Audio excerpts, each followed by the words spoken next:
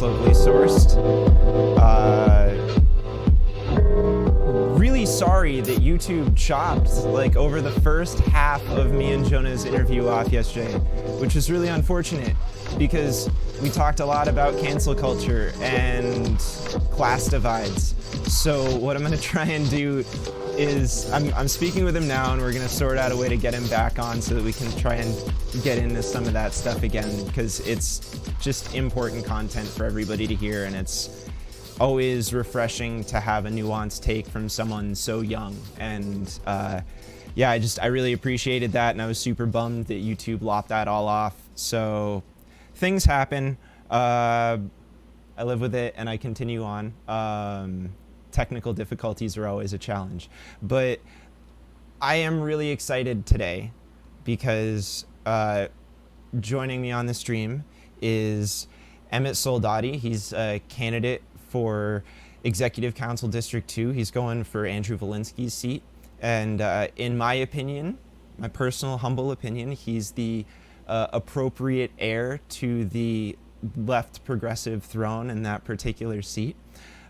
So I just wanted to have him on today, and we just talk about some sort of finer like positions on the positions themselves. So without any further ado, here we are. Emmett, welcome to the show. Hey, thanks for having me. Yeah, this is super cool. I'm really excited about your campaign because of the your ads have been so well produced.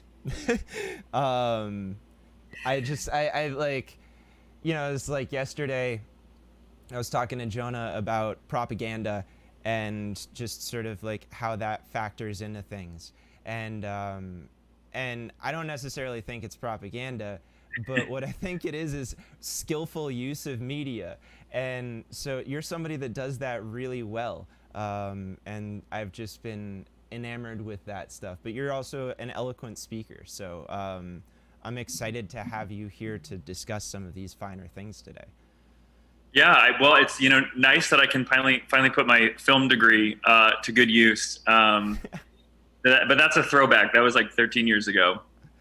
Hey man, I feel you. I mean, that is my sort of my background as well. I don't have a degree, but I studied film and video in college, so that's right. always nice to relate to somebody on. But I guess we'll just dive into it. So you've claimed the mantle of Proud Townie, which I think is really cool because it seems to me an effort to reclaim a term that's often used in a pejorative way.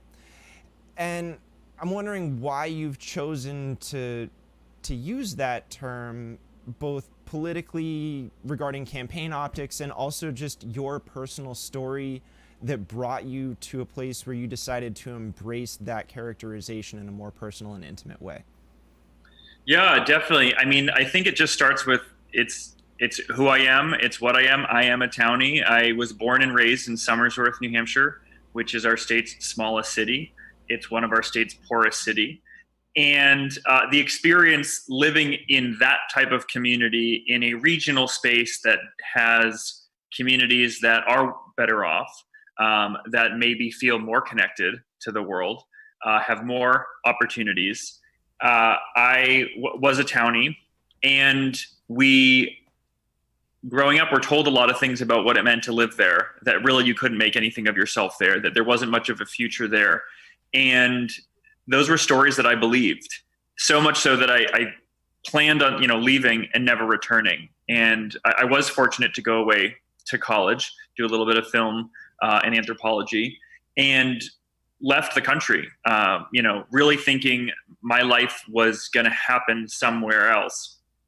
And about 10 years ago, I decided to move home, feeling like there was one thing that just my own community, my own neighborhood had in spades, and that was a real sense of belonging and a sense of community. So that brought me back home to Somersworth. And I'm sure I'll be able to share a little bit about what I've done in the last 10 years in New Hampshire's smallest city. But it occurs to me, I'm now 32, that with the exception of college, I have only lived in Somersworth, New Hampshire. And so I truly am a townie. And my father lived here. My grandfather went to high school in the same school that then later was an elementary school that I went to. And so I have always described myself as a townie.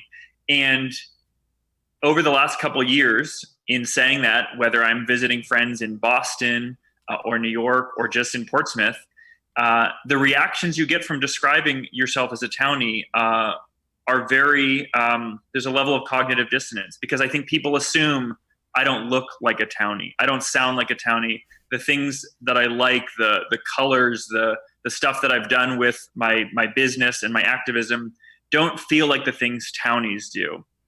And I am here to tell you and New Hampshire and the world that our towns, our small, marginal, rural communities are filled with wonderful, colorful, vibrant people.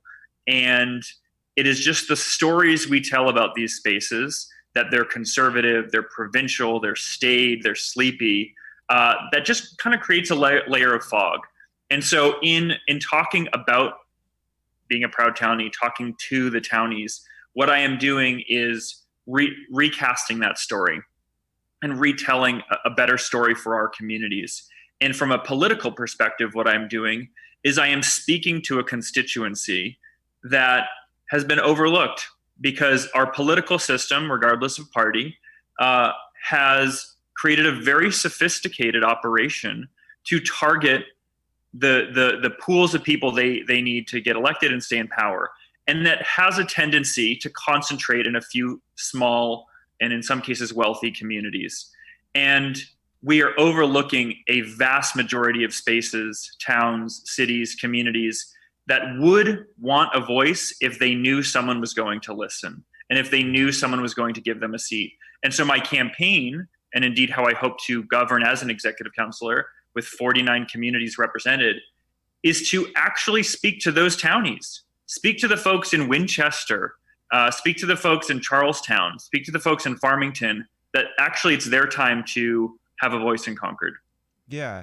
Well, I think something that I find really interesting about this, right, is I hear the word and I try to think about it in the same way that I think about the word worker, right?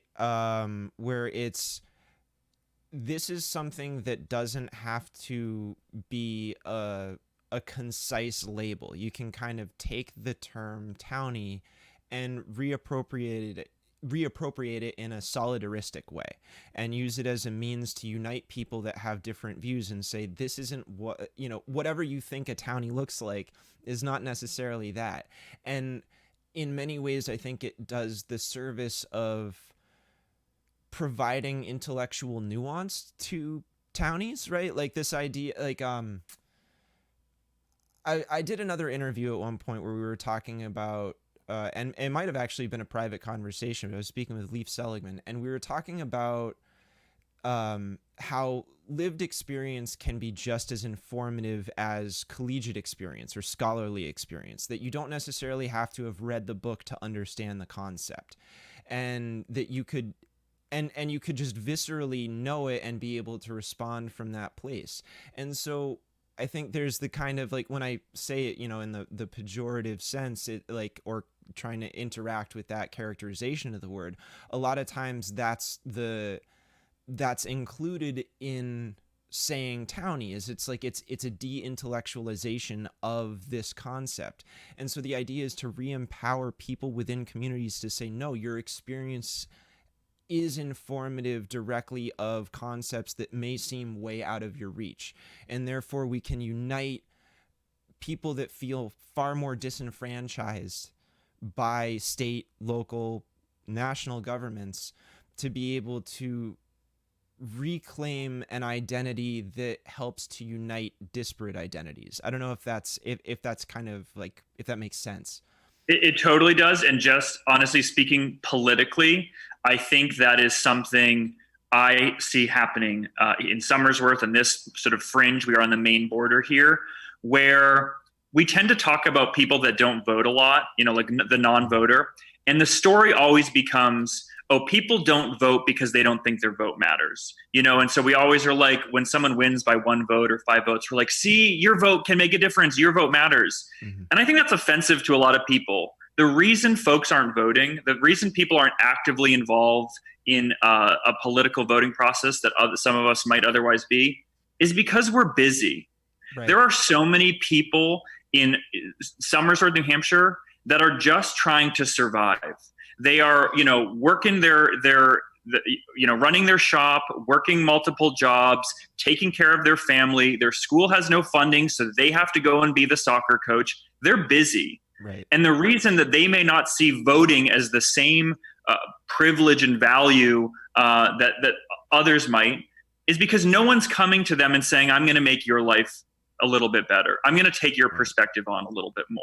And so I think, and the Democrats and Republicans are equally guilty of this, when we continue to peddle the myth that non-voters are just people waiting to think their voice matters, they're waiting for some extra slack. They're waiting to get out of debt.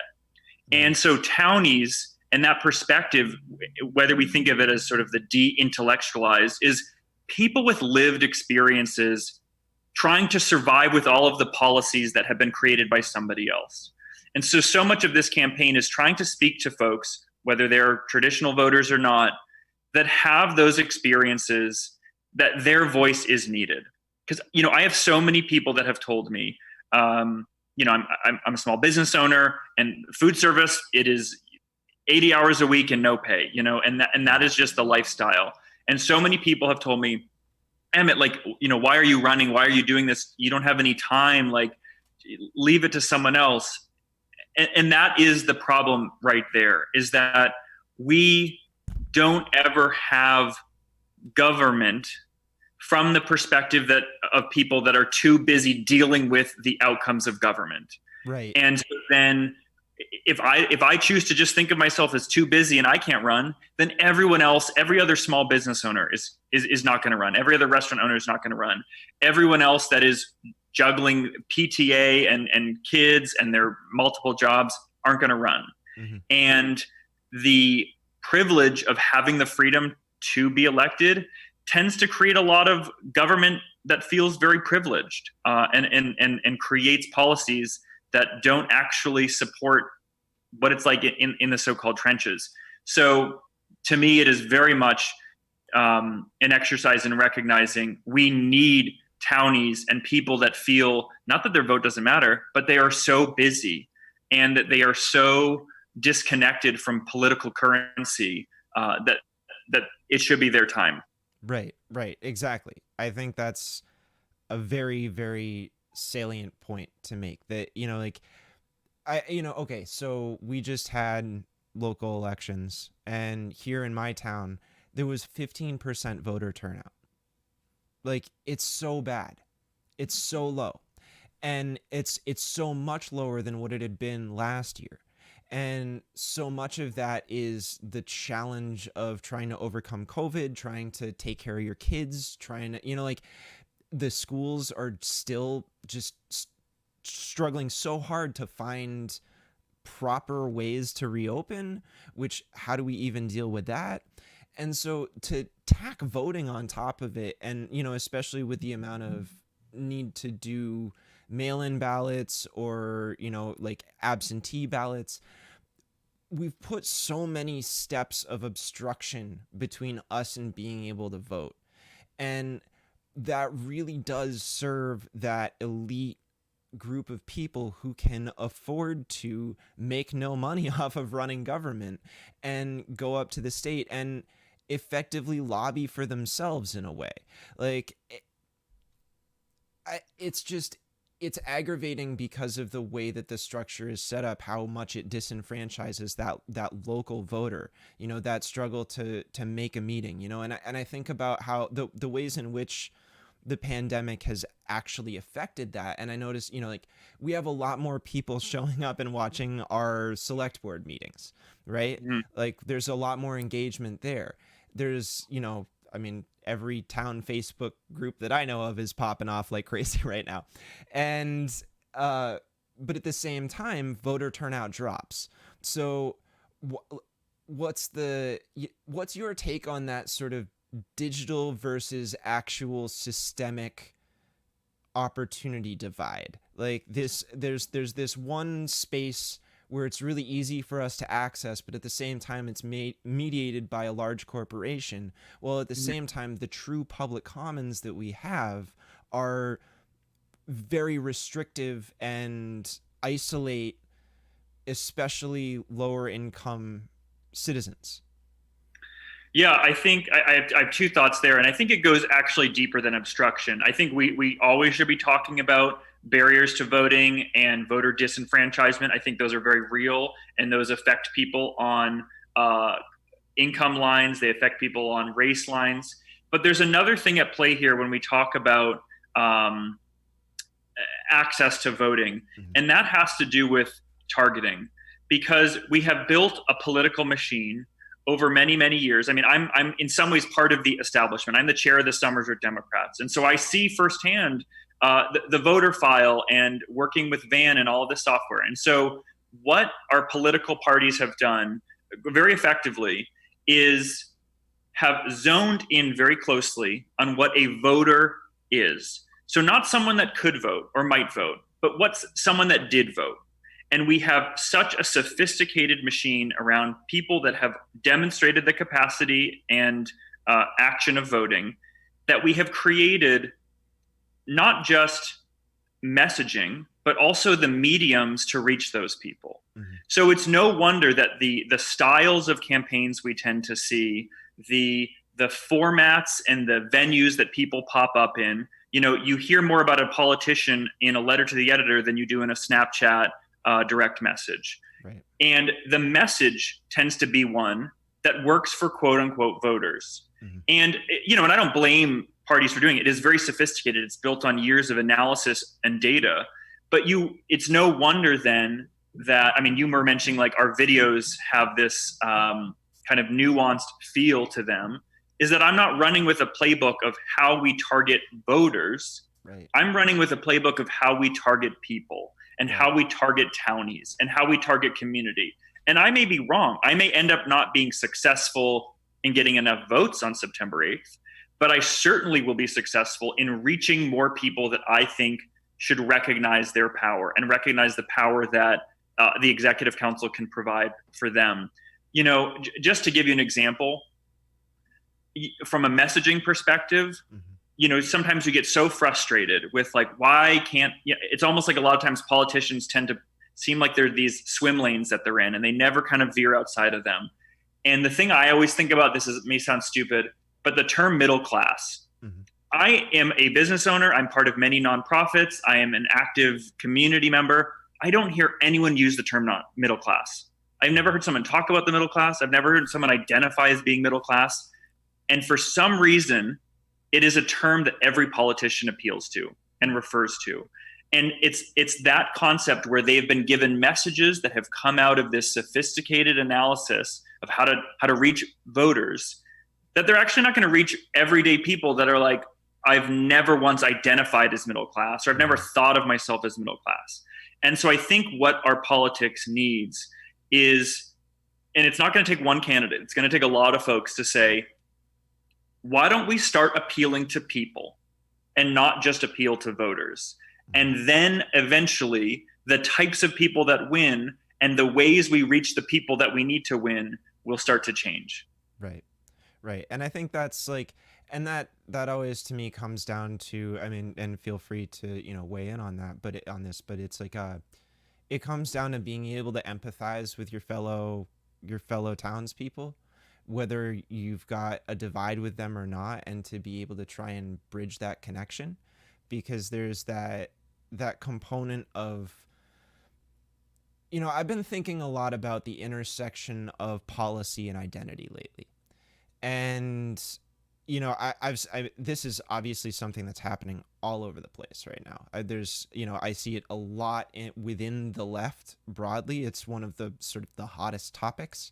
And this need to recognize and acknowledge identity, right? And respect it and honor it, while at the same time acknowledging that many of the solutions that will provide the climate necessary to truly address those identity-based issues are not identity-based policy solutions inherently, right? They're about enabling economic stability and equity for people who are out here just trying to work multiple jobs at the same time, right? Like that's a lived experience no matter what your color or gender or orientation is, right? Like that's, now obviously there are shades of gray within that where certain people experience a much greater challenge than others, and that's certainly something that we absolutely needs our attention. But the question I always have is, how do we get into those sort of weedier points without dealing with that sort of broad level issue of the ruling elites, as they were, coming down and telling somebody who is low income that they're middle class, and trying to give them, you know, and placing that label on that person who maybe never had the time even to think about it in terms of a class argument. And then all of a sudden, without having any other context, is, I guess if you're telling me that's what I am, then that's what I am, because you're the person who's elected and I'm not. And I might be kind of rambling there, but I was wondering. No, I mean, I think with identity, a lot of times people think it only comes down to who are you, who is the candidate, you know, et cetera. I'm a, you know, cisgender white male, queer person in recovery. Right. That is, English is my first language, you know, et cetera, et cetera. But so much for me, what I think about is what is the company we keep? Mm-hmm. And so I think a lot of times about, you know, I always talk about community. I say community is our first line of defense against oppression. And for me, what we're looking at when we look at particular politicians or look at particular leaders is we may be calling them out or something, but so much of the time, I think we're calling out who is the company that they keep? Right. Who did they go to when they need to understand how a proposal, legislation, policy, contract, appointment, chair could in some ways create any kind of negative outcome for a particular group of people. Mm-hmm. And, you know, I think a perfect example for executive council is in 2017, there was an adoption contract that was in front of the executive council. And, you know, we need adoption here. I'm a foster parent. I'm a big believer in making sure that everyone has a loving and you know, stable home. And so other people might just think, okay, well, we need to approve this contract. And if you are keeping the company of some voices in the LGBTQ community, if you just have them in your phone, if you're friends with them on Facebook, even if you're a straight cisgender male, you might get a call and say, just so you know, that contract is with Bethany Christian Services. And they, as a faith-based principle, deny same-sex couples the right to adopt. Right. They may do fine other work from helping, you know, place, you know, children and kids in need in families. But if you don't keep company with people that can see the aspect of it that might be discriminatory, then you are supporting and allowing for taxpayers to fund an organization that discriminates against same-sex couples. Right. And so it doesn't need to be that all of our leaders are necessarily from every underrepresented group. But what I do want to see from our politicians from an identity perspective is who is the company they keep? Right. What is their network? What is their group of friends that could provide them with ways of understanding? Because none of us are going to be experts on all of it or educated in all of it. And so I think that for me is oftentimes more important than just saying, I, me, Emmett, know what it's like to be in recovery, or I, me, Emmett, know what it's like to be queer. Right. Right. Well, and I always try to think about it. I try to think about it in this way. Like, I am a grain of sand on a massive beach that is humanity. And without my presence, it wouldn't be the same beach. Right? Like, we all sort of have this, we are all a valuable grain of sand in the sense that we create that beach, and we all have a different shape and a different look. And if we remember walking into conversations, our scale to that, right? Like, it's like the idea of all of a sudden thinking you're a much bigger grain of sand, or you're like a full-on stone or boulder in the middle of the beach because you got elected to office. Like, it's that keeping in mind of scale, that yes, our identity is absolutely important. So when we go up and we represent ourselves, it's really important to carry that with us. But it's also important to remember all of those individual pieces of the people around us and how those different shapes fit together. And if we're not willing to be next to any other, like, if we're not willing to accept that we could fall anywhere on the beach and be surrounded by any number of different shapes of grain, then how do we understand our own relationship to things, and then how do we collectively do our work? That was kind of a loose metaphor, but I don't know. That's just one way I always try to consider the concept, is like, how do I keep my own relationship or size or impact in context to everybody around me? Yeah, I think, for me, at the end of the day, beach analogies are hard for me because I burn easily, so I'm terrified of the beach. Sure, but yeah. I wouldn't still be in Somersworth, New Hampshire, if I didn't suddenly discover over this process of several years being here that those stories I was told as a kid were untrue, that Somersworth is super gay, Somersworth is super vibrant, Somersworth is full of proud townies, or proud transplants, or proud visitors. And that took having to open a cafe to meet a lot of those people. And what keeps me here to this day is the people. Like, that is the work itself.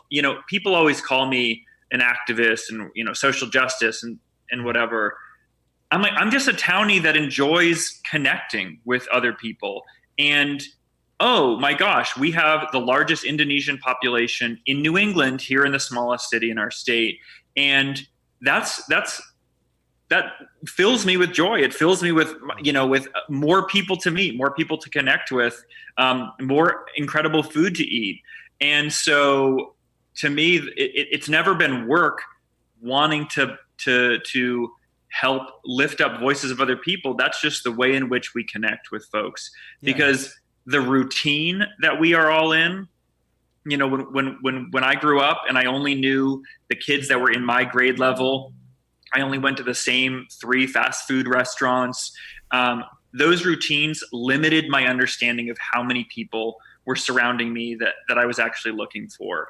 And so I think all that I've done is broken the routine. I'm literally in the physical same space. I can walk 1 block to my old childhood home. Mm-hmm. And yet it's a completely different world because I broke the routine. And that has introduced me with so many wonderful, amazing people that I'll never leave. I found what it was I thought I was out in the world looking for. Right. And it was just there the whole time. And so, okay, this seems like a nice time to sort of move on to this next thing. So your work, you've done so much service for the LGBTQIA community in Somersworth and just kind of in the state on the whole, really, because so many people know your business. Teatotaller, for those who do not know it, if you're watching this and you're not familiar with it, but I totally check it out. Awesome stuff, and bubble tea is where it's at. But but I want to sort of like check in with you on how much progress you feel you've made in raising awareness in your pursuing, like, in your community. What are some of the constant challenges that you face specifically on the ground in your community, regarding like overcoming stigma, or what kind of further action do you see as worth pursuing in addition to what you're already doing? Yeah, I never have a good answer for this kind of question because I always feel like I live in a bubble. Like, when we're open, you come into Teatotaller and it's the queerest place on earth, suddenly. And so it's sort of like, oh, we've done it all. We've accomplished everything. But, I think a big part of that was dispelling a lot of myths. And a friend of mine, and I referenced this earlier, a friend of mine always says that they lived in Boston and moved to Somersworth, that moving to New Hampshire isn't that the people are any different or the values are any different than living in, say, Boston. It's that there's this incredibly thick layer of fog that sits over all of us. Mm-hmm. And so, here I am in Somersworth doing my thing, and then Carter, you're over in Peterborough, I believe, or around, doing your thing, and we just will never meet each other. We'll never know each other exists because this sort of fog keeps us kind of only seeing a couple feet in front of us and only seeing the so-called, the townies, just like this conception of people that are just backwards or conservative or whatnot. And the process of opening this cafe and of putting up a banner and a billboard in support of the LGBTQ community and so many other communities that are underrepresented it's not as if we bust a bunch of drag queens up to Somersworth from Fire Island. It's that we cleared a lot of fog for a bunch of people to look around and be like, oh, we're all kind of into all this. We're all kind of supportive of all this. We all want this for ourselves or our kids or our communities. And so the thing that gives me like real tangible hope and promise and security in my soul is, growing up, Somersworth had one reputation, and it wasn't great. And a lot of towns and communities can think of what their communities were named and called. And now folks call Somersworth New Hampshire's Rainbow City, like the gayest city in our state. And to me, that is it's crazy to think that when I was a kid, that term would have been derogatory. Mm-hmm. And now that concept and that term is actually the emancipation of the townies of Somersworth. Like, hell yeah, we're the gayest city in the state. You better try to compete with us. And so that's very real. And that's not just like symbolic and airy.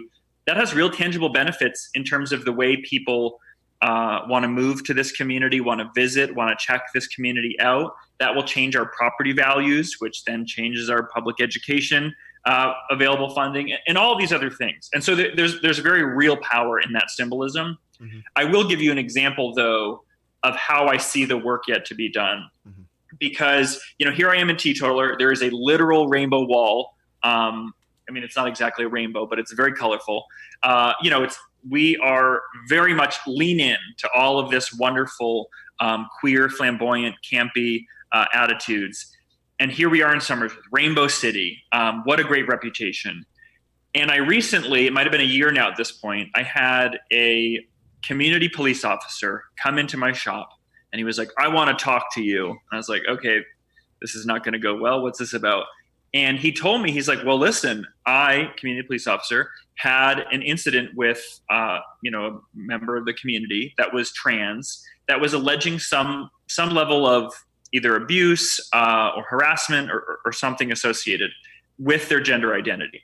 Mm-hmm. And this community police officer was like a little bit indignant with me, saying, you're one of the people calling yourselves the Rainbow City, and yet where's the LGBTQ law clinic? Where's the LGBTQ health clinic? Where is the social services and community center supporting queer youth? And, this was an otherwise straight, cisgendered community police officer that I, self-described had no interaction or no direct connection with the queer community.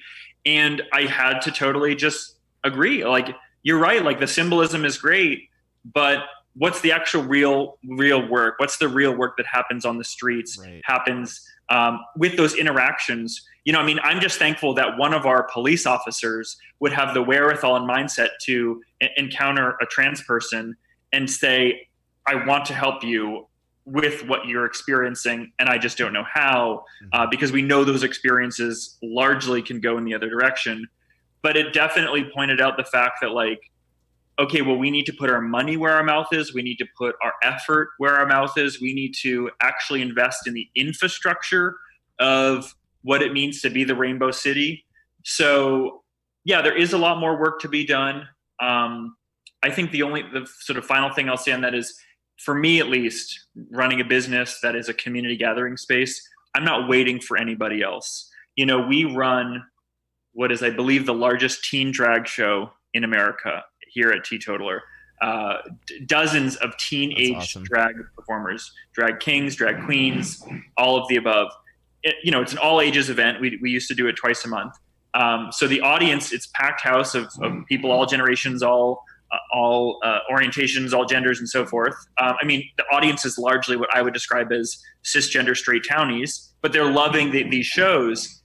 And so much, I talk to the performers, I talk to a lot of the high schoolers that come and watch the shows, and the education that they're receiving, the experiences that they'll take away from just watching one of their friends in high school do their makeup and hair in this crazy Billie Eilish, Mariah Carey mashup performance is something that they will take with them to every courtroom, boardroom, job, relationship from here on out. And so I do think in some ways, in a very small way, we're doing youth mental health services. That's not the goal. The goal is to sell bubble tea and have drag queens have a show.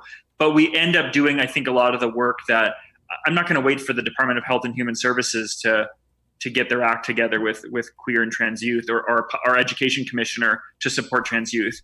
We're just going to do it in the way we feel makes sense for us. Right. Yeah. Well, I'm sure John Waters is and would be proud. I don't know if you've had him through yet, but this, it sounds like he needs to get on that.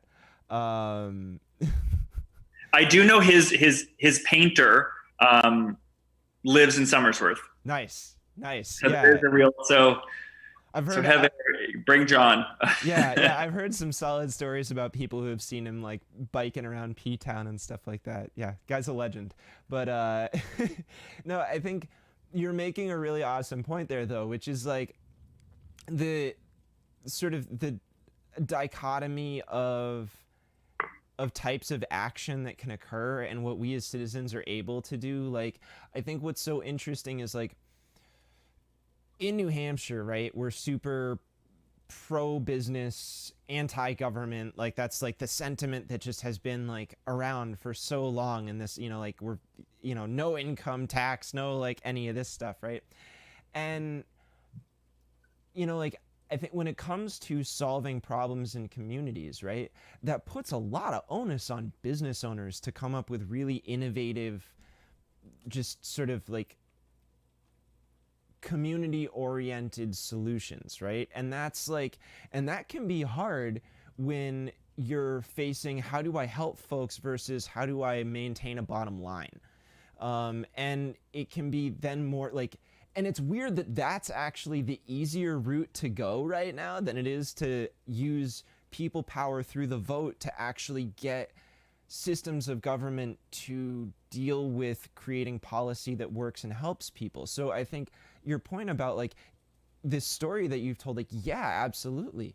The work to be done is finding a way to connect people to connect the idea of we need to have good policy that we vote on be related to how we actually respect and honor the people within our communities and create that political to personal relationship and break down that divide.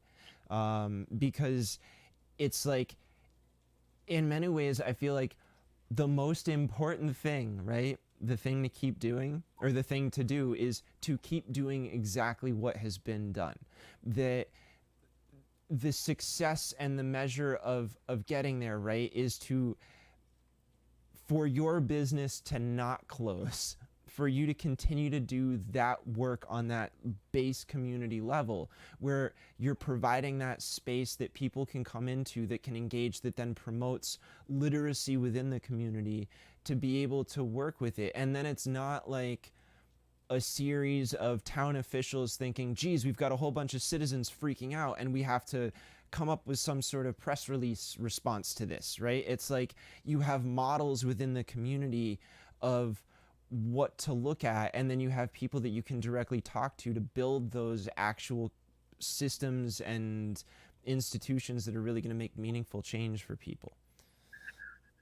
Well, I'm going to push back a little bit because I think there's a big myth, talking about myths for business owners, that protecting your bottom line or growing your top line are in some ways opposed in some cases diametrically opposed to expressing your values. Mm-hmm. And I will just tell you anecdotally, I am a testament to the fact that the exact opposite is true. Mm-hmm. If Teatotaller had never put up a 30-foot billboard celebrating a gender fluid teenager in 2017, if Teatotaller never had a teen drag show, if Teatotaller never did these incredible, Kate Bush flash mobs on the streets of Somersworth, if Teatotaller never supported the anti-transgender discrimination bill, we would be closed already. Right. Because there's not enough foot traffic in Somersworth and Berwick, Maine to just sell coffee. Mm-hmm. There just isn't. That's why most of our businesses in our downtown close. I'm one of the, there's only 3 businesses that have been in downtown opening, maybe 4, as long as I have. And I've only been here for 10 years. It is because it's just tough to run a business. That's right. Like, I could, wax lyrical about the challenges of being a Main Street business owner.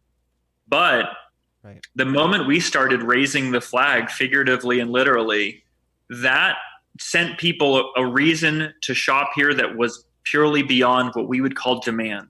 Because the thing that people in New Hampshire demand more than anything is for that fog to clear out of the way and to connect with other people. And when our businesses don't create those opportunities and just think that they are operating on a quote unquote business model, they may be okay, they may survive, or they may lose. And I'll give you one very targeted example. People give me way too much credit for being this LGBTQ activist and running this LGBTQ business organization. And in some ways, I am just purely trying to be a successful business owner. Flashback to last year, forget about COVID for a second.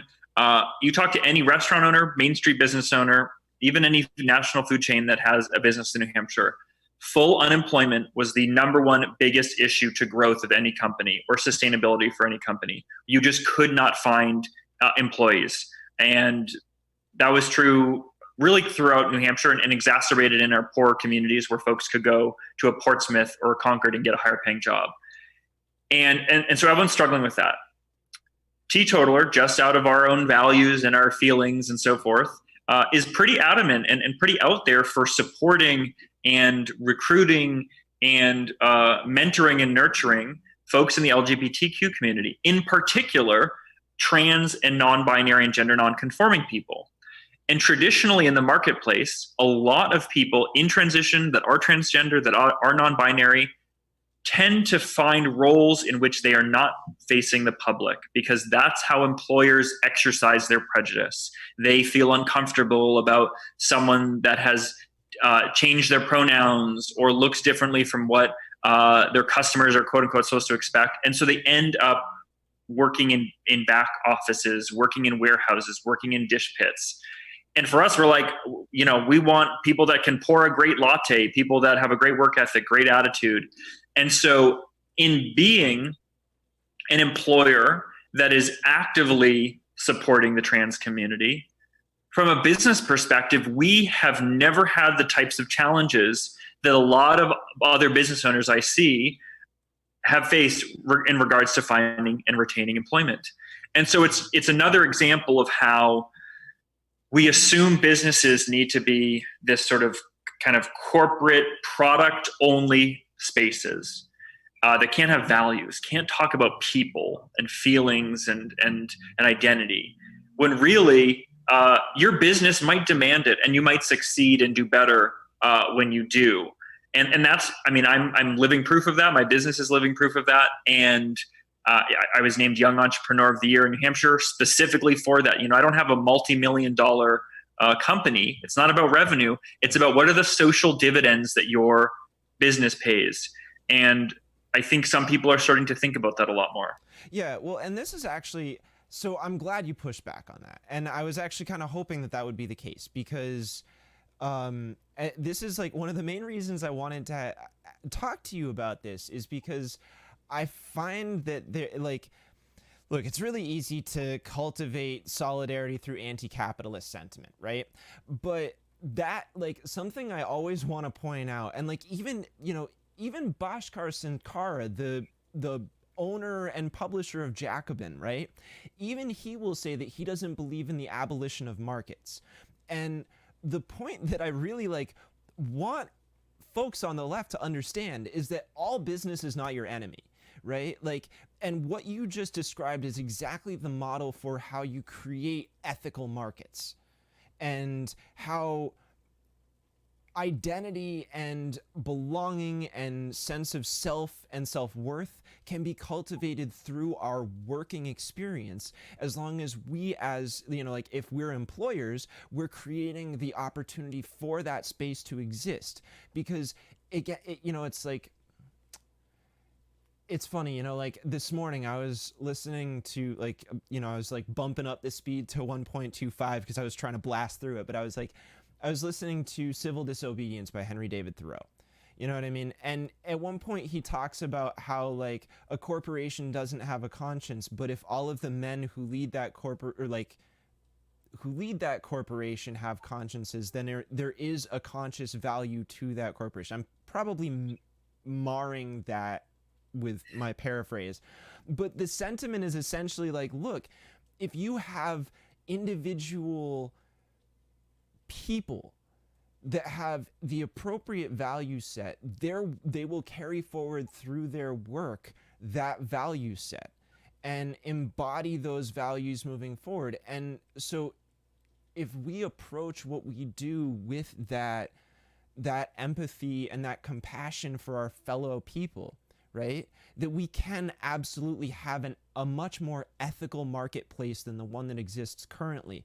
And it will also, in a sense, provide a totally different kind of innovation, right? Like, that's something that people love to talk about with entrepreneurs, is this concept of innovation. And how is it possible for us to have innovation without competition? And I would argue that competition is not the only driver of innovation, right? Like, belonging, connection can also be a driver of innovation, because it can be rooted in your desire to see a better world, not just a desire to succeed or do better than somebody else, right? It's changing the orientation of the concept from one that is oppositional, where you no longer need an enemy to do what you're doing, right? That's something that I feel like we as Americans really struggle with that problem, right? Like, everything that we are fueled off of, and I see it from, the far right all the way to the deepest, most Stalin supporting sections of the left, right? That, like, everybody needs an enemy. And what you're talking about is creating a business that, like, its sole motivation does not exist within a context of competition. It exists within a context of creating social solidarity. Mm-hmm. Yeah, I mean, I definitely think it's certainly been a while since I read Thoreau, so I might have more of the towny response, a less intellectualized, analyzed version of it. But I do think there is something to that, where the way I think about my business is just some level of expressing something that I want in my community, and I know that other people want in their community. It's not in regards to I can do something better than someone else. I can compete with them, or I can make more money than them. But more, it's something I want to see. At the end of the day, and whether you're talking about, much a larger ideological conversation about capitalism, markets, and so forth. And wherever you kind of fall or believe and so forth, at the end of the day, we all are going to spend our time doing things. Right. Any world order. And I am doing the things and helping people do the things that they want to spend their time doing, regardless of whether you call it you're clocked in or you're clocked out, or you're visiting, or you're at work. One of the things I'm the most proud about, one is making a little bit of money. That is something I have pride in. And it is something that tells a story about, a profitable queer business in New Hampshire. One of the things I'm most proud about is 4 people that have worked at Teatotaller. 4 people have run for city council, either during or immediately after their time of being employed here. The only person that didn't get elected to city council was me. The 3 others, they made it, okay? And so for me, it's not like when you fill out an application or the offer letter that we give you is like, and you will be required to clean the espresso machine at night and then file with your local city clerk to run for city council. Mm-hmm. But recognizing that my business has a zip code, we have to acknowledge that we live in a community. We have a space, we inhabit that space, we engage with that space, we engage with the actors of that space, and that includes the city. And so if part of just existing here, whether it's my employees or my customers, is connecting them with, oh, you're a great speaker, you have a great perspective, or you have some great ideas. Have you ever thought about running for city office? Then that's going to be what I'm going to do with my time. Mm-hmm. Now, can I figure out how to sell enough bubble tea and avocado toast on the side to make it work? Of course. Right. You're going to eat that avocado toast while you're filling out your declaration of candidacy. Okay. But to me, we do need to start thinking about dividends in a way that is not just economic. I think so often the conversation is binary, like, against capitalism, like making money is bad, making profits bad, whatever. I don't have a horse in that race, at least not right now. There's too many breakfast sandwiches that I got to make. Yeah, exactly.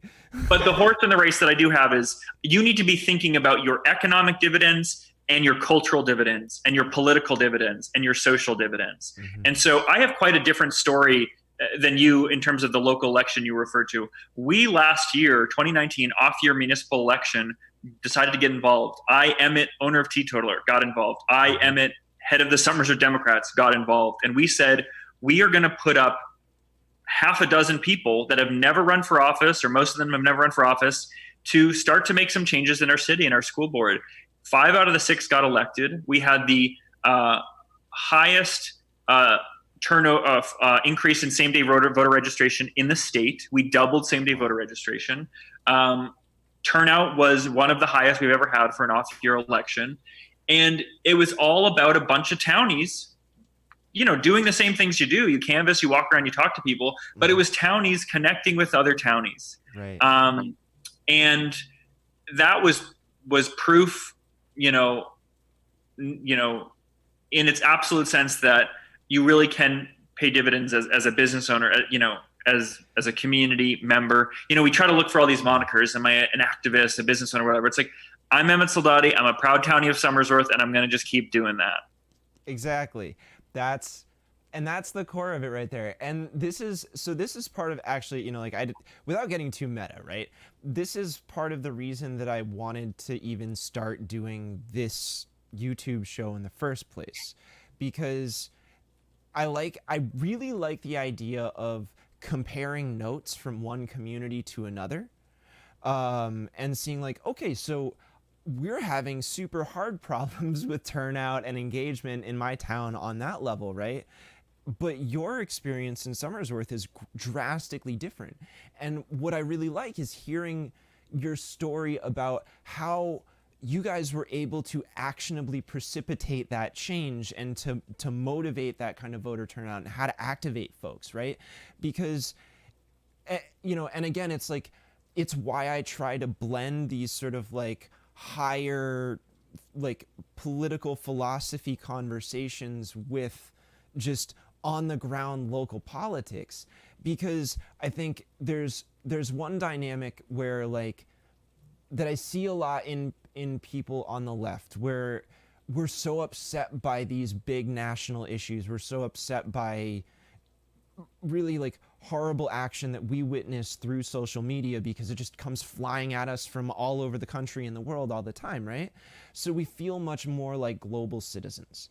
And it can be hard to sort of figure out how to deal with that other than just sending angry tweets all day, and not actually like how do you do that work, right? So the idea is, say, okay, if we can take these much more broad concepts that we're wrestling with, and we can step back and say, okay, like, not how does this apply to my country, maybe even less so how does this apply to my state, but how does this apply to my town, like, around us? How do we take these bigger problems and understand them through the lens of our communities? Because that's going to help us break down the concept of what actual community diversity is, and the ways that we can learn from each other and connect, and to your metaphor, lift that fog, right?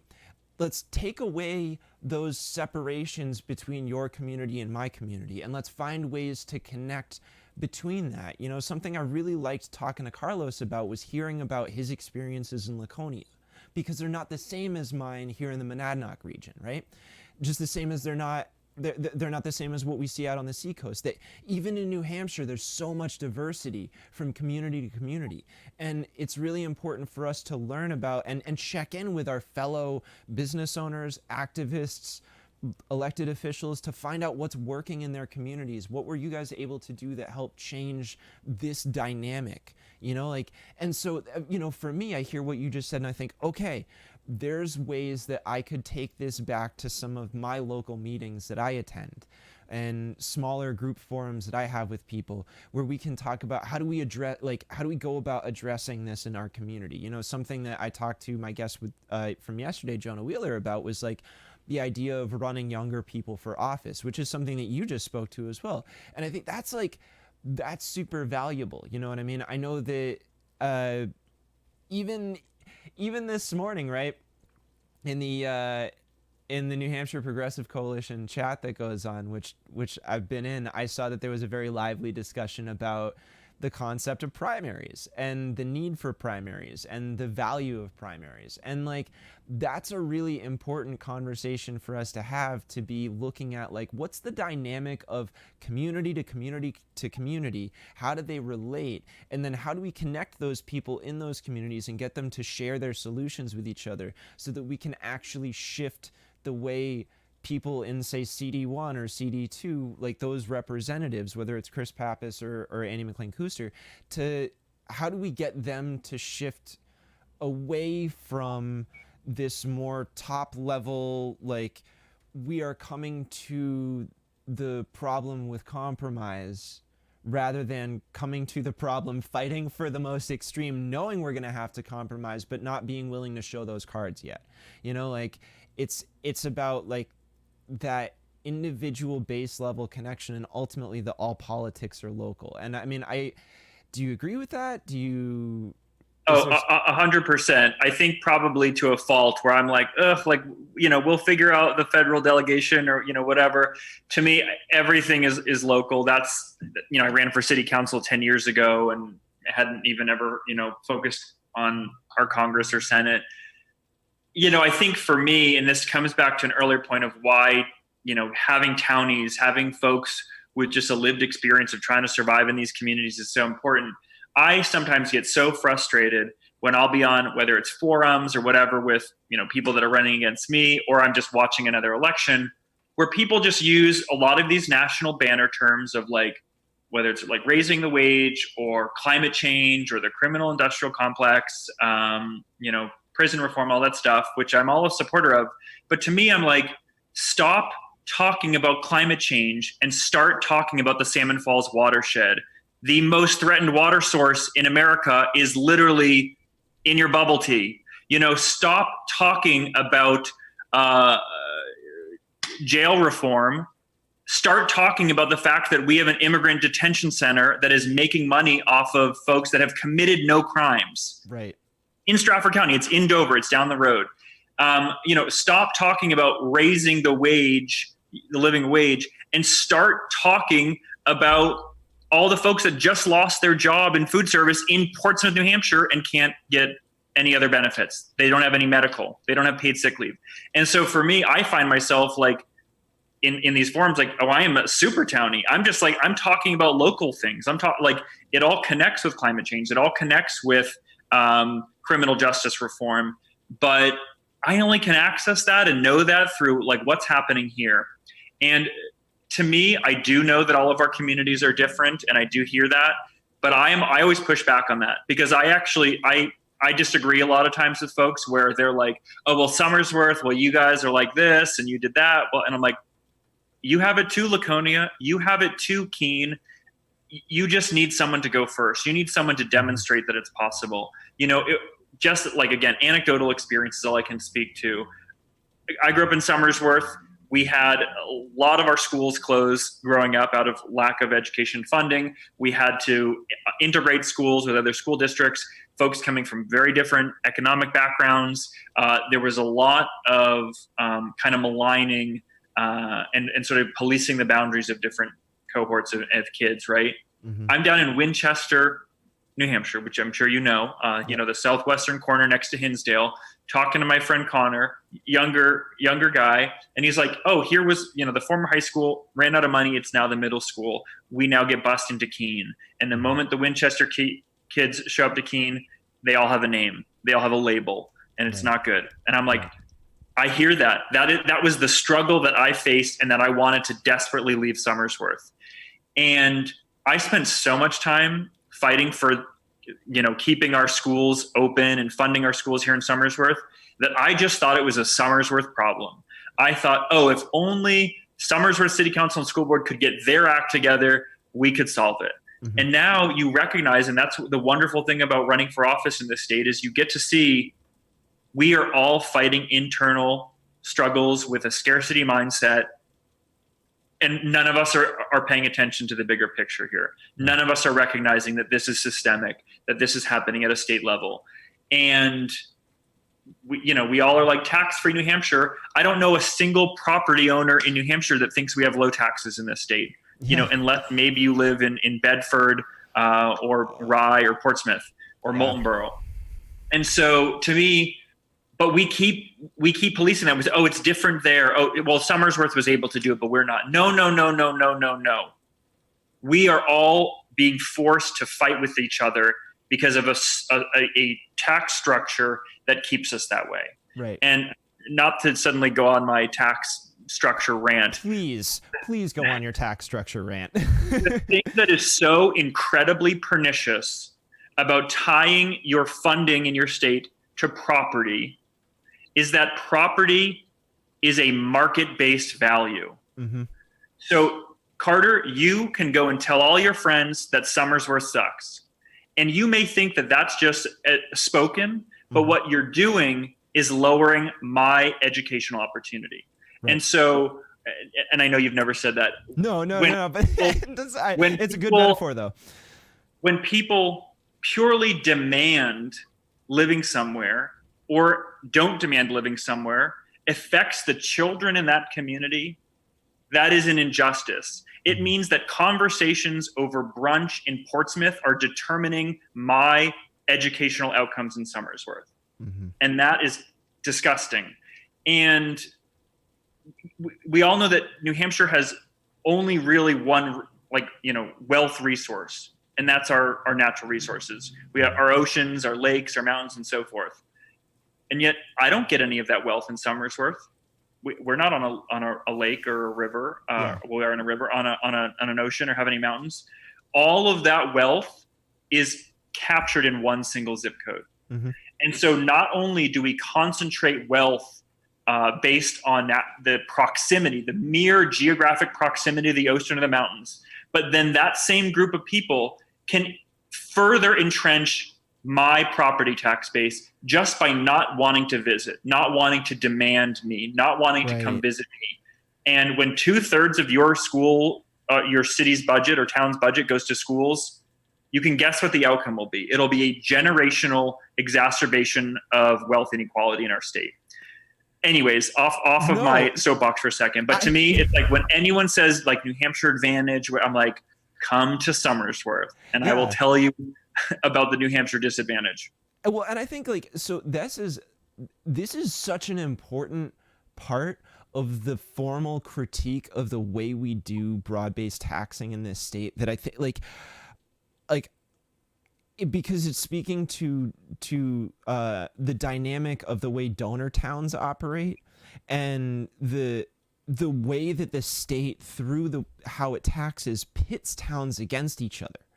Like this, it's beyond just the problem of property tax isn't an equitable tax in the first place because it doesn't the amount of property that you own is not in any way tied to what kind of earnings you bring in, right? You could be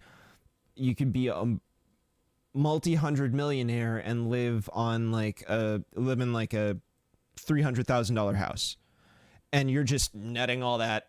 Like, it's not a big deal. So you have, there can be a huge gap in those earnings. And then again, with those property values in certain towns, what you're pointing out here is like, I don't even know that I've actually heard that argument yet, but I love it. The idea that, I mean, well, I don't love it, but I love the expression of it. I hate that it's a problem. That simply by saying this town sucks, you're totally devaluing that town's opportunity to make money, because you're creating a perception of other people, like in other people, of that space and whether or not they're willing to go and engage with it. And that's a really that's you're right. It's incredibly insidious. Like, it's just, sorry, I'm a little like, I wasn't even expecting to hear that, but that's such a good point. Yeah, I mean, and it's this, you think of any town in our state that has a nickname, right? Like, has some term that folks think they're just exchanging. It's a joke. It's funny, to ridicule the sort of relative poverty of another town. That is an action. That is a dynamic system that perpetuates it.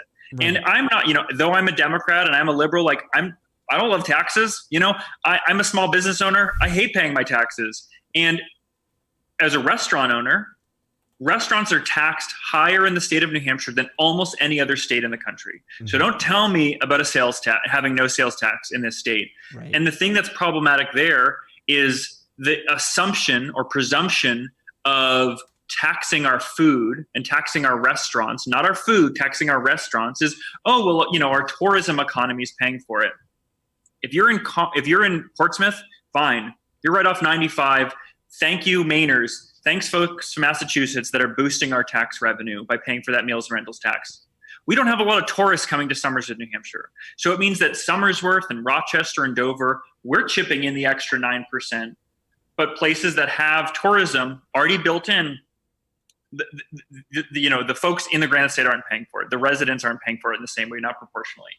And so we tell a lot of lies about taxes in this state. And I think Democrats too often accept what the Republicans want to say about us, that we just probably love taxes. We want to increase taxes. Like, the number one impediment to my business succeeding in Somersworth is not enough people moving to Somersworth, because every realtor says we have one of the highest tax rates in the region, which historically has been true. I want our taxes to go down. I want our property taxes to go down so that I can succeed as a business owner. I want my meals and rentals tax to go down so I can succeed as a business owner. And yet we cede the turf to Republicans to say, oh, we're tax-free state, and we don't want to bring up the tax conversation. This isn't me running for office here. Nothing I would do on the executive council affects tax policy. As a Granite Stater, as a townie, and as a small business owner, I am sick of the conversation around the Granite State advantage. It's ridiculous, and I do everything in my power to sort of dispel it, and I will continue to carry that torch.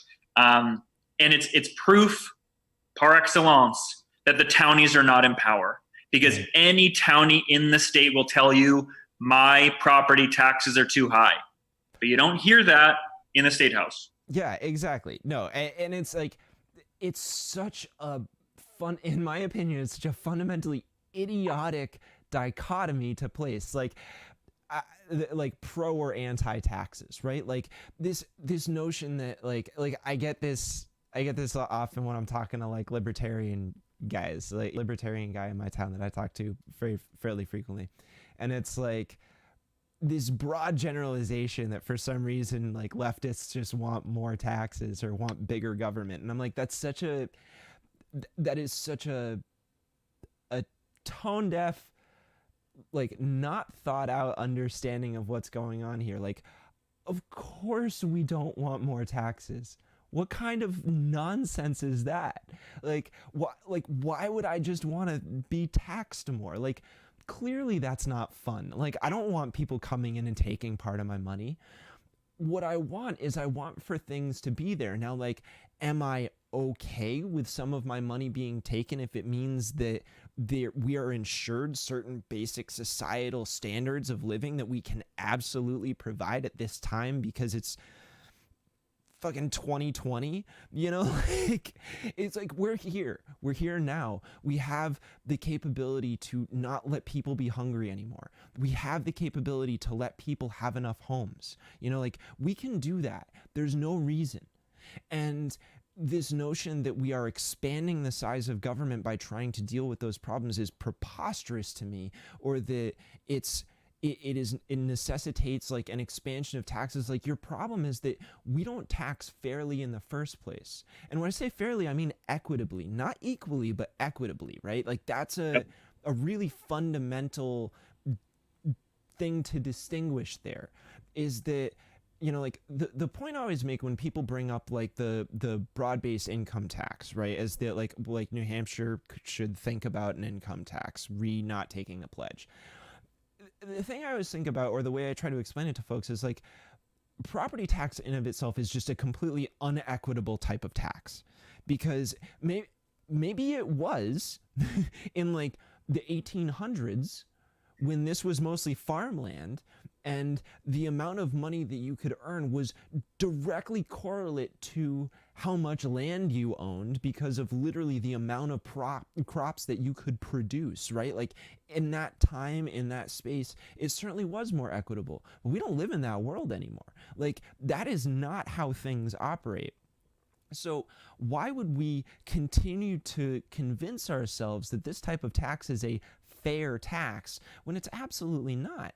When something that would be fair within that context, or to use the concept of equity, is to look at the concept of an income tax and base it that way. And what that does is, like, you're gonna earn more, right? Like, you have the potential to pull in a lot more money because we frankly have a lot of rich people in this state.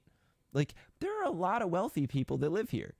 And that, like, here in my town, that is a massive divide, right? Like, something that we're constantly grappling with here in Peterborough is a housing issue and a lack of affordable and workforce housing. So that you're talking about two different tiers of cost, right? Like, because one of them is established off of the median income, whereas one is markedly lower than that. And we have such a hard time getting over that conversation of trying to create that type of housing here in town, because so much of the population that is frankly quite liberally leaning, right? Most of them would, you know, like, I think about some of the wealthiest parts of town, right? And I saw Pete Buttigieg signs going right up and down the street the whole time. And when I think about it, I think about like a lot of you know, like, I'm obviously very happy that Pete ran. I think he also made a lot of arguments that were not as that would misframe the concept, like this concept of choice in insurance, right? Like, if you're employing full-time workers, do those workers have a choice in what insurance they're getting, or do they have to go with the insurance that your business is able to provide? How much choice is there contained within that, right? Like, and so to bring it back to this sort of like this concept of people who are wealthier in this state are really averse to saying, oh yeah, we're going to entertain the idea of an income tax, because like it allows them to protect those assets and disconnect their empathy from the people in their community that are working those service jobs that they depend on, right? Like, if those people aren't part of the community, if these just slightly lower income folks are not there in their communities, then they're not filling the jobs necessary to maintain those local businesses that are so instrumental in creating the positive changes within the community that help the communities have identity themselves, right? Like,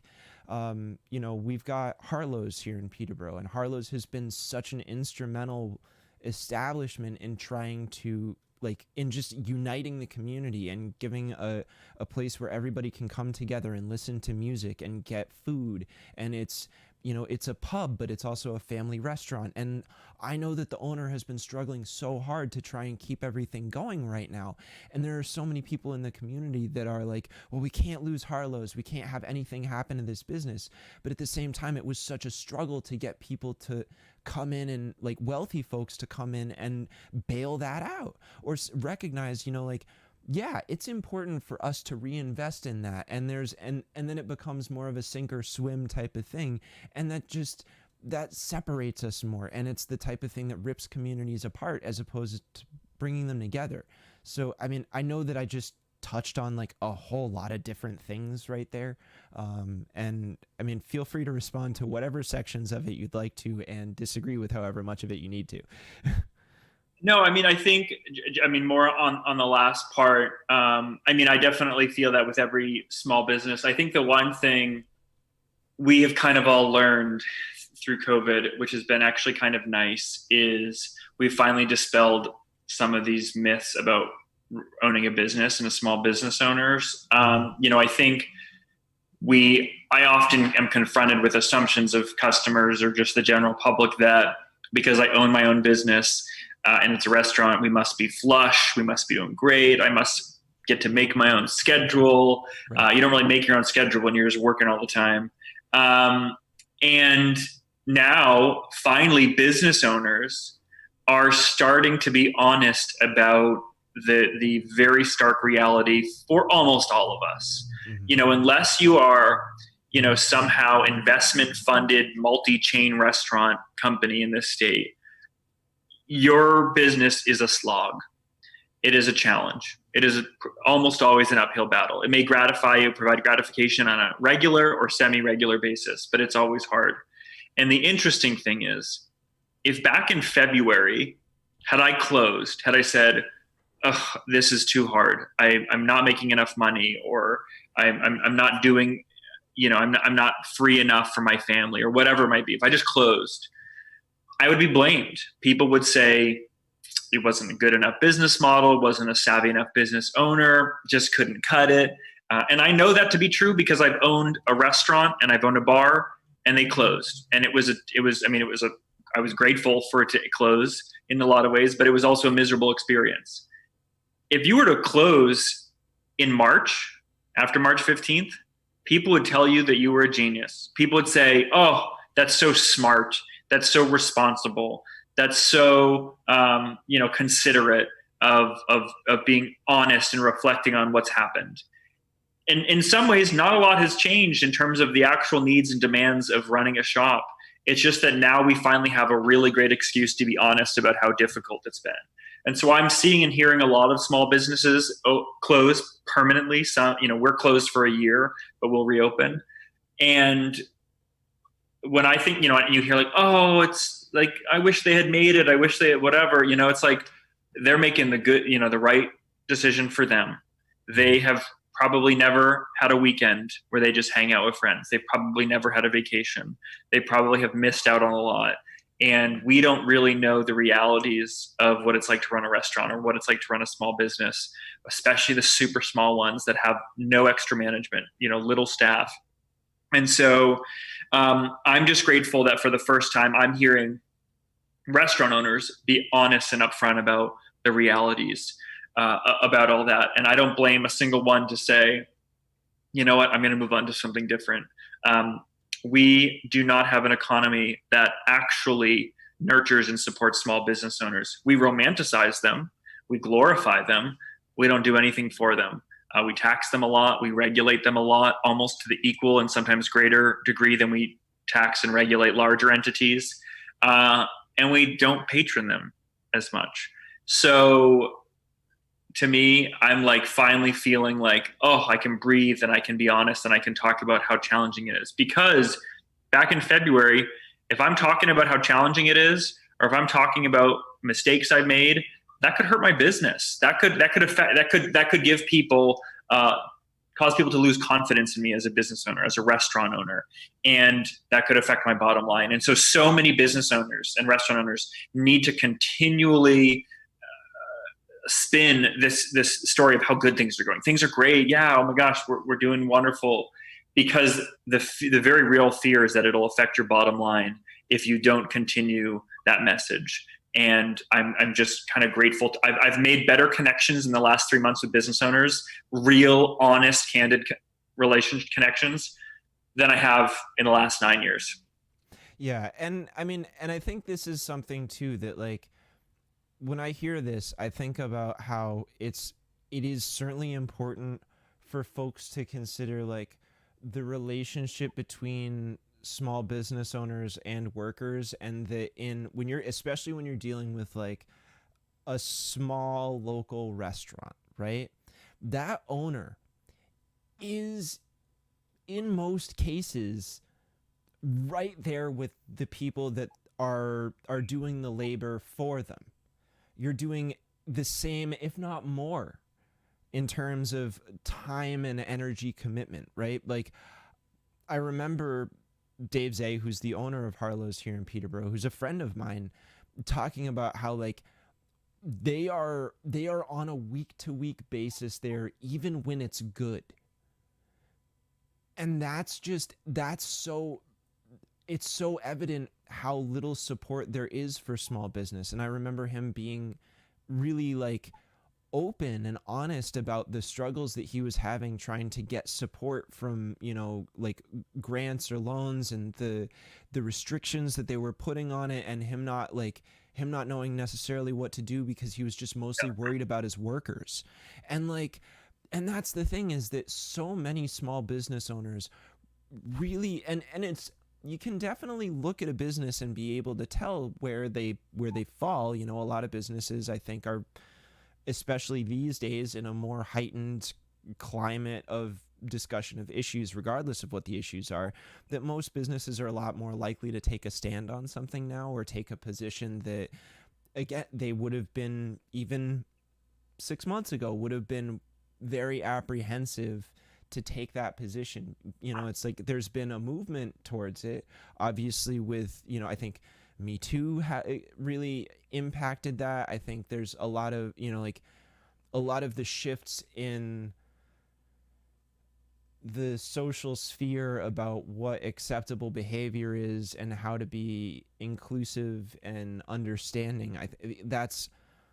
That has absolutely shifted the economy. And I think, your point about, the amount of challenge that a small business owner faces being so drastically different than having a franchise of a larger chain, or, being linked into this corporate set, or having some sort of outside support, right? Like, there's a big difference between business owners themselves.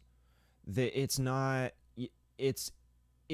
a broad brush that's okay to paint with, I guess, is sort of my takeaway from a lot of what you just said, is that it's a take that's often had that lacks a lot of nuance about the experiences of individual people who are trying to make a difference in their community, and saw a way to do that by starting a business and by trying to create jobs within that community for the community members to actually create positive change. Yeah, I think I don't even think it's nuanced. I think people are just usually wrong. I don't know many restaurant owners that make more than their dishwasher. Right. And again, talking about the owner operated, owners of independent restaurants. Usually that's what they're making, $10 an hour, if they actually calculate their own wage with their take home pay. And nobody thinks that. No, people think that I'm flush just because I own the shop. Classic myth is that people think that my employees work for me. Any restaurant owner or Main Street business owner will tell you the exact opposite is true. All I am doing is every day thinking about how to make other people successful, make other people feel welcome, make other people feel included. Because at any point in time, obviously some financial barriers existing, they have relative power to leave. I don't have the power to close, or else it's all over. Mm-hmm. And so for me, so much of, I always think, and why being a business owner is actually a really great exercise in community organizing, is you are constantly having to work and be concerned about other people Yes. and where they're at and what their needs are for the whole organism to succeed. Now, I certainly know, and I'm sure some listeners are like, I have horror stories of bosses. Some people don't have that mantra, but running a business has taught me that you need to work for your people in order to succeed. Mm-hmm. And that's like, I mean, I think that's why people should consider voting for you, man. That's one of the many reasons I'm glad you say so. I just, well, no, seriously though, because this is like, and it goes back to the company you keep kind of a way of understanding things, right? Like, if we really want to have positive change in our business communities, then we need to lift up voices like yours that are providing a model for the way like I love this idea of owning a business as a form of community organization.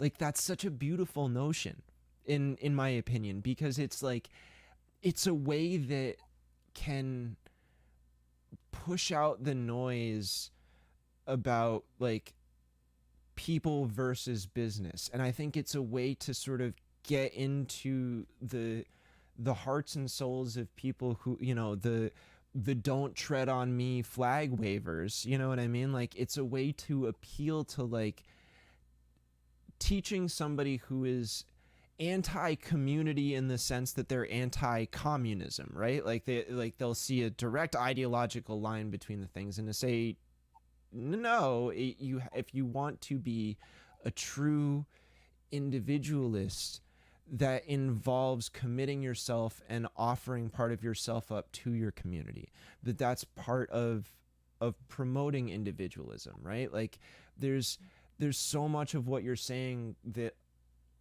it separately, I try to contextualize it within this space of like, you cannot have community without individual value, right? Like, everybody has to have their identity and their experience validated.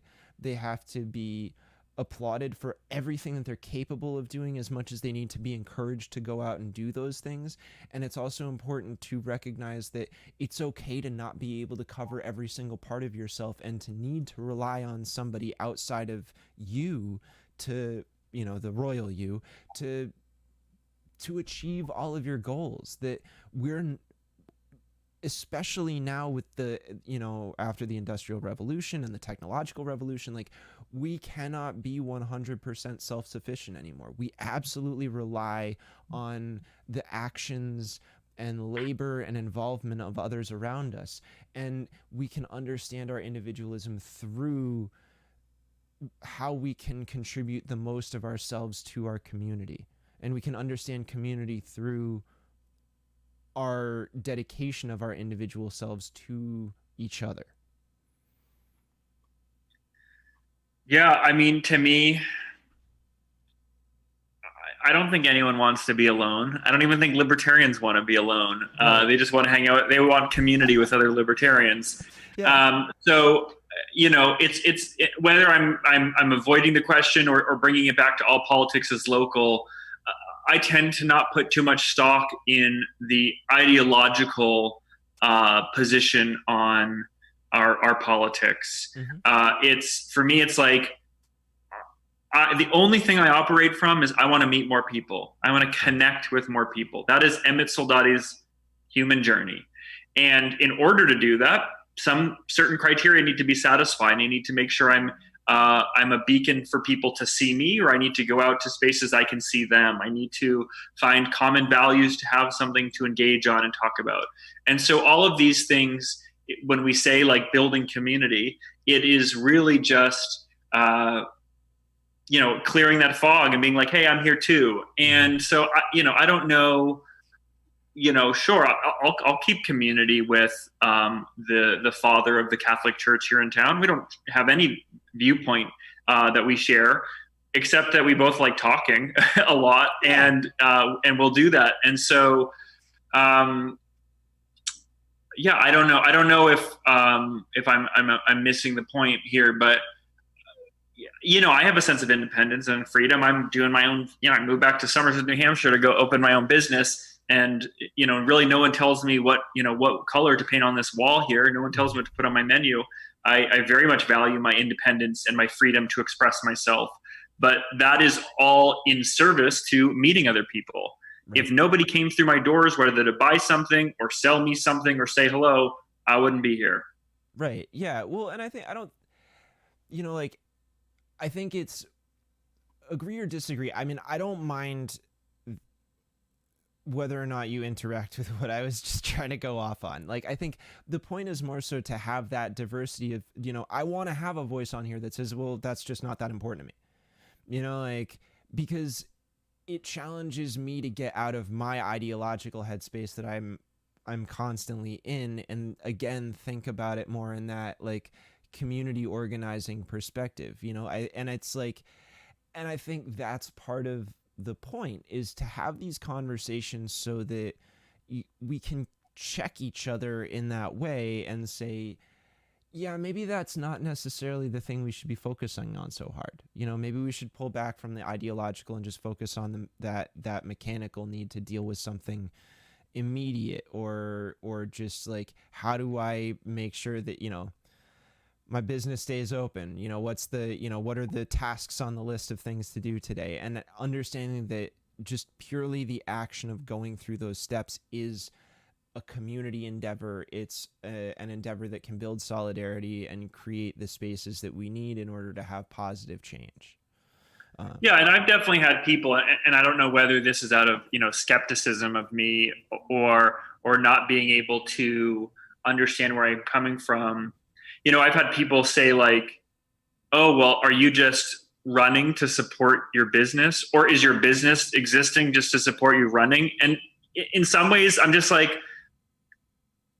I don't understand the question. Like, I am waking up every day and looking at the tools I have necessary to connect with more people, to understand more people's pain, connect my pain with their pain, my joy with their joy, and move from there. And I think when people express that kind of skepticism, what it demonstrates is they could never imagine a world in which a business could care just as much as getting its employees to run for city council as it does about its bottom line. Right. And, I'm not looking to prove any points. I'm not looking to write a book on social entrepreneurship. I'm just looking to have a good time and connect with more people in my community over the things that I value and the things that I love, and to see other people what they value and they love. And in that ways, it's like, yeah, my politics and my business / community organizing do intersect, very much so. And I think that's to the benefit of the communities I reach out to, and that's certainly the benefit to me and my soul and my well-being. That I think people put these little boxes like, oh, you're the small business owner candidate. Mm-hmm. Sure, I mean, I know a lot about leases and contracts and vendors and wages and payroll, but I'm not just a small business owner. That is a thing I have and thing I do, but it's not who you are. Yeah, and it's not like I don't see those boundaries as much as other people, and I think that maybe it scares some people. It doesn't scare me. Yeah, well, and I think I like what you're getting at there, because it's this idea that like it's like trying to set up a false dichotomy and then apply it to you, when really the answer is like, well, the answer to the question, I would imagine, is a yes, but it's not because like whether you're owning your business or you're running for office, it's not like one produced the other. It's that they're both products of a belief and something that you feel compelled to do. So they're both independent expressions of what you believe. Like, I think about it in the same way that I think about, like, okay, I do this live stream, I also make music.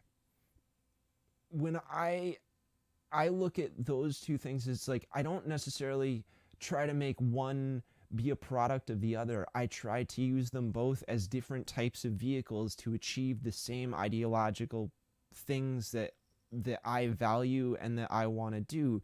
And a lot of it comes from me just wanting to make the world a better place using whatever knowledge or skills or understanding I have in every possible way. Yeah, and I mean, I think for me, and this is probably related, I think a lot of times I get the sense that people are projecting their aspirations onto me. I think people assume because I'm a small business owner, then all I want is to make money owning a small business. I'm like, the only reason I opened a cafe 10 years ago is because I lost a city council race and I was too proud to run and hide and go back to London. There was no master plan of I'm going to own this cafe and it's sober and it's queer and it's going to have teen drag shows and it's going to book X amount of dollars in revenue, whatever. I'm like, those aren't my aspirations. Right. It is just another function of trying to connect to the vibrancy of Somersworth and kind of uncover some of the things that I feel like were hidden from me in childhood that made me really resent my hometown. And that is a personal journey as much as it is a community journey. Yeah. So here's sort of like the last thing I want to ask, and I think you've probably answered a lot of it already, but I'm curious to hear how you'll tie it. Why do you feel like you're the right person to take Andru's seat on executive council? And tell me more about your race and your attempts to raise that profile, right? Gain that name recognition and run against 5 other candidates. It's a pretty big primary race right now. Craig Thompson, who's already served in the House of Representatives, is likely going to have a certain amount of maybe informal support from the NHDP. And I'm just sort of like, I obviously don't want you to say anything ill about your competitors because I don't believe in in anything like that. But I'm curious to hear you frame this in your own words. Yeah, I mean, certainly I'm running, for myself, not against anyone. This isn't a situation where there's like some entrenched incumbent. I'm like, I hate the things they voted on. I'm going to unseat them. I'm very much running because I feel supported by a lot of coalitions of voices that haven't had a seat at the table, whether that's folks in recovery, folks in the LGBTQ community, immigrant and immigrant activists, folks fighting for repro justice in the most fringe areas where there's no access to reproductive health care. So those are all the coalitions and voices that have influenced my decision to run and be a seat at the table. And so it's not as if I have like things to nitpick or challenge or ways to differentiate myself from other people. But I don't know if there's a right person for this seat. I think what is very clear is I represent a voice and coalitions that have never sat at the executive council. Mm-hmm. And the reason I know this to be true is we talk, and if you run for executive council, everyone will say the same things to you. Less than a third of Granite Staters know what the executive council is. They've never heard of it. They don't, they probably think I'm running for Somersworth City Council. And that factoid, less than a third knowing the executive council, is often repeated. And it's almost repeated ad nauseum to the point that it's meant to be a cute point. Like, the job of the executive counselor is just to explain what the executive council is. I have heard that thousands of times from every sitting and candidate for executive council. And yet to me, when you tell me that less than a third of Granite Staters have heard of the executive council, a governmental body that has existed since before,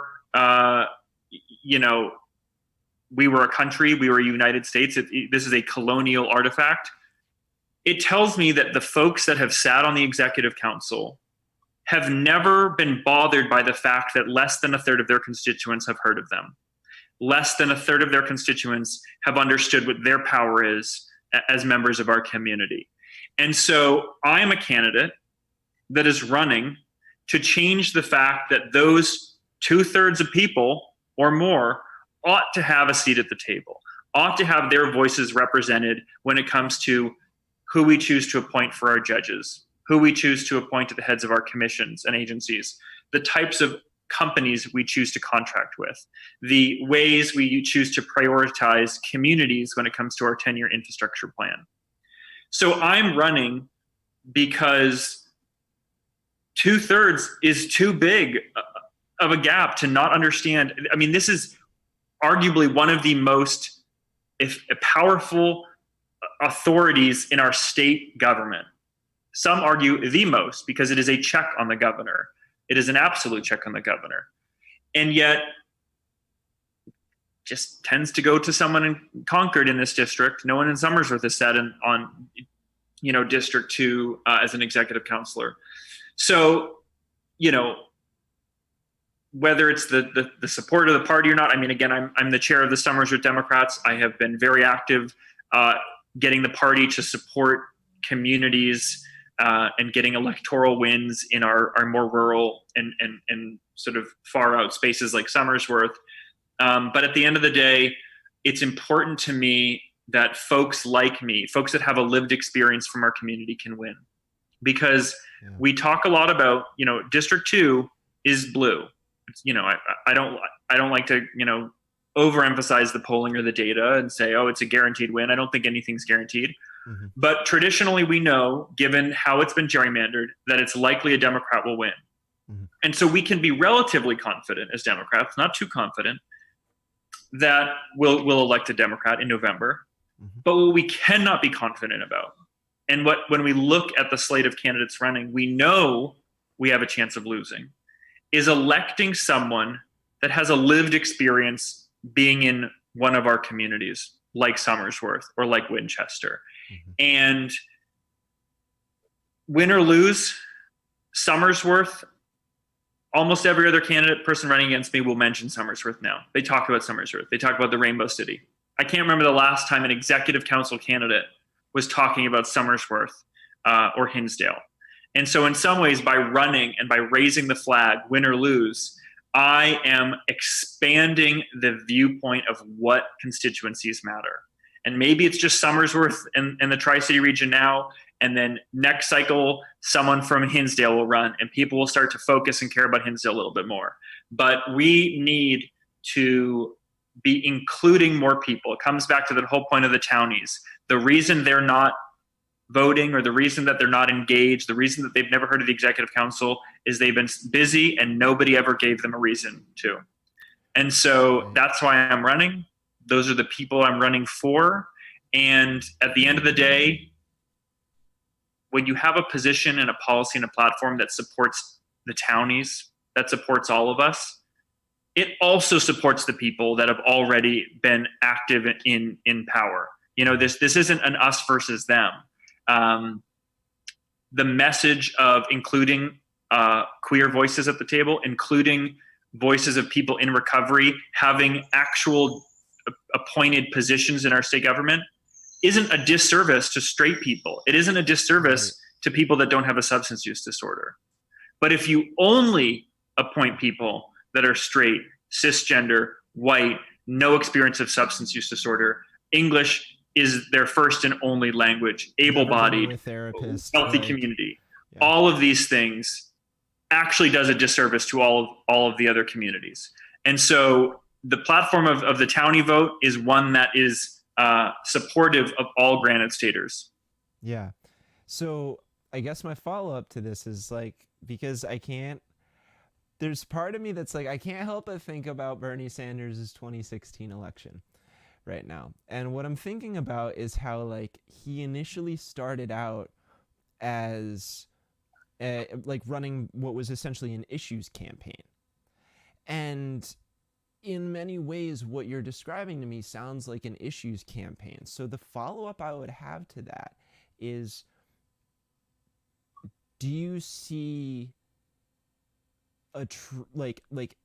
how do you think you are faring? What's the feedback that you're getting on the actual ability for you to take that power and advocate for these people, right? I don't want to put you in a tough spot, but I think it's a question that a lot of people will talk about the need to run an issues campaign, essentially knowing that a candidate will lose. But I always think that's showing up to the party with a compromise. So I would assume that you are running with the intent to actually win. Would you say that's true? Yes. I mean, I don't think of myself as an issues candidate. I mean, there are issues that I'm like, Bethany Christian Services, watch out, because if Emmett Soldati is elected, that's a big NO vote for me. Mm-hmm. And if I don't get elected, but I've convinced all of the people running against me to take that same vote, great. I feel great about that. I don't feel like I was just running an issues campaign. But at the end of the day, Emmett Soldati is running. Emmett Soldati is a queer small business owner from one of the poorest cities in the state of New Hampshire who has been in recovery for 10 years, that is active in the immigrant rights community. That person is who you will be electing. The network of people that surround and support that person is who you will be electing. And so I'm not running to just raise the flag on an issue. Mm-hmm. If anything, the reverse, the issues that I'm raising the flag on are a demonstration of why my voice matters and why the voices of people like me matters. I don't see much of a relation to 2016. First of all, I'm not running against a very visible, well-known, liked, successful politician. I'm running against 5 other people, only one of whom has ever run for office. I ran and lost my city council race 10 years ago. So no one's really held elected office or for very long. No one has been, I would say, the most visible celebrity candidate figure in a way that Bernie or Hillary were in 2016. So no, I don't see an analogy there. And if anything, the thing that I am all too aware of, I live out in Stratford County, Tri-City region, Somersworth, Rochester, Dover. I'm the only candidate that's running from there. I'm the only candidate that historically in the last decade has run from there, that has raised any significant amount of money, that has garnered any significant amount of endorsements. I'm the only person in this race that is endorsed by their own state senator.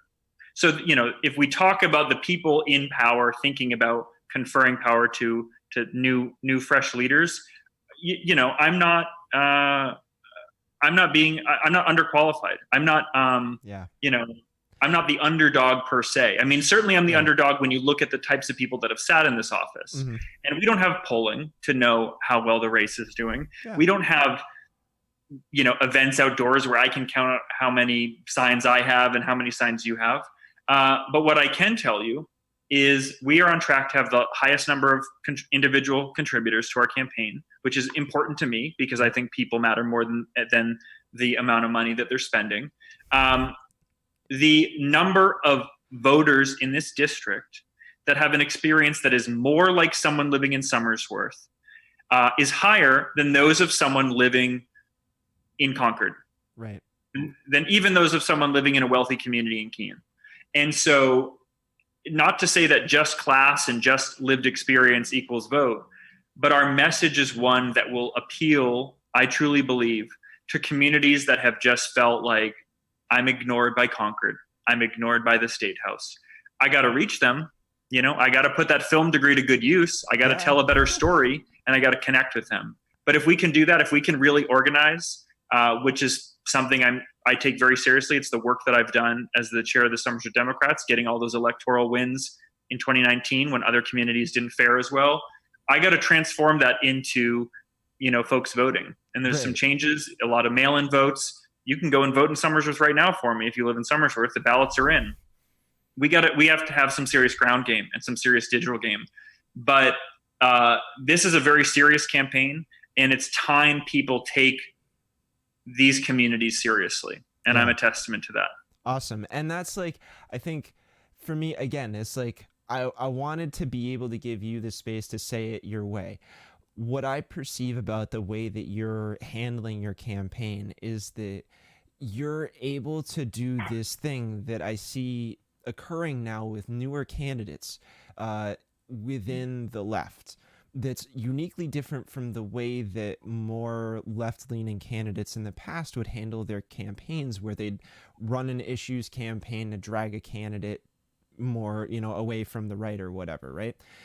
You're actually deeply considering how you will wield that power when you have it. And that is such an important trait for people to look for and support within candidates that are being more outspoken or more direct about I'm not going to tolerate this horrible policy, or taking that strong stance, because it shows you that not only is it possible to elect somebody on those values, but that they are walking into office understanding that they will wield that power with the same fire and inspiration that they campaigned with. Like, that's such an important connection to make, that like that there is no difference between a winning campaign or an issues campaign. The way that I characterize that is in of itself a false dichotomy, and the point is to dismantle that understanding that people have about the way primaries run. Is that, do you know what I mean? Yeah, I mean, and in some ways, it's like we are in uncharted territory. In many ways, I'm in uncharted territories, and so I'm not going to attempt to run a campaign that I think is the winning recipe. I'm going to run a campaign that feels like how I would otherwise connect with fellow Granite Staters. And I just happen to think that connecting with these communities that have been ignored, is a winning strategy and is worth pursuing. And that's how it's going to work for us. And I do think that you have to campaign the way you govern, and you have to govern the way you campaign. And I'm very proud. I'm like incredibly proud. And it's so hard, I think, during COVID to kind of see lives that you're touching or impacting. And I've been fortunate to find ways of connecting with people and new people in the state that give me so much hope. And I'm very optimistic about the model that we've seen here in Somersworth is busting out, and it's coming to a town near you. Yeah. And I mean, I think that's a great note to end on. And I mean, like, I feel like after sitting here and listening to everything that you've had to say today, like, I've learned so much from this conversation that I want to take back to my community. And I really, I love the idea. I love the metaphor of lifting the fog. And I think, I think, and I hope that people can take some time when they're watching this, whether they've just tuned in now or they're watching it afterwards, because this never goes away. I leave it all up, to take some of these concepts and try and reflect on how you as a viewer or you as an individual listener can embody some of these ideas and move forward and really fundamentally shift the way we understand how to serve our communities. Because I think you've provided such an incredibly detailed and thoughtful and different take on how to deal with this stuff. And you're speaking to issues that so many people are demanding be spoken to at this particular time. So, Emmett, thank you so much for coming on today. This was an absolute pleasure. Yeah, Carter, I've loved this. Thank you. Yeah. So, and I hope to have you back. I hope you do well, and we'll keep in touch, man. I'm looking forward to keeping up with you. Tell all your Monadnock friends, September 8th, vote for Emmett Soldati. Will do. I know people out in Harrisville, so I'm going to be plugging it hard for them. So love it. Awesome. Hey, take care, Emmett. It was really good to see you today. You too. Thanks, Carter. Yep. Bye. All right, everybody. That was a really, really awesome, productive conversation. And I really love how challenging it was. That was like, yeah, I don't know. That's the exact kind of conversation that I'm trying to have here. So I hope that folks enjoyed everything that we just talked about. I hope that people disagreed with me when I was going all over the place, and I'd love to hear more about it, because like, we all got to work together, and we all got to build that solidarity, and we got to relate to each other, and we got to learn from each other and listen to each other. So that's super crucial. Right. So, follow us on Twitter, support us on Patreon, go down to the corner, hit the subscribe button, a little bell for notifications. Let's see here. Like us on Facebook, follow us on Instagram. I don't have next week's stuff quite lined up yet, but hopefully I'll have some announcements coming in the next day or two. So just keep an eye out for that. Again, just thank you so much to everybody who's come out and become a supporter in this past week. Like I said, we're reaching goals that I wasn't expect to reach in such a short period of time, and it really gives me hope for the sustainability of this platform. Definitely going to be getting more specific commentary out, some more document releases. I know that it's taken me a while. I've been going through just so much chaos lately. You know, I started new work, so I'm trying to do that. It's, you know, just juggling too many things at once, as it were, which is fine. I think I'm enjoying living in that space and being that active. But I'll definitely have more updates for everybody soon, and I'm really working hard on introducing some new types of segments and new types of content that I can put onto this channel for folks. So thanks everybody so much for tuning in today. We'll catch you next week, and hopefully we'll have some more videos out in between now and then. So yeah, take care everybody. Enjoy your day.